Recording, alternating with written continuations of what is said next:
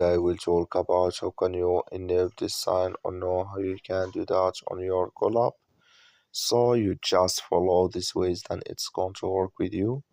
All you have to do, you just go here, go above your photo profile, click on it.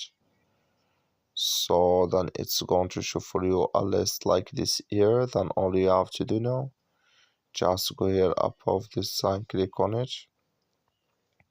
So then it's going to take you to next step here. It's going to show for you like this.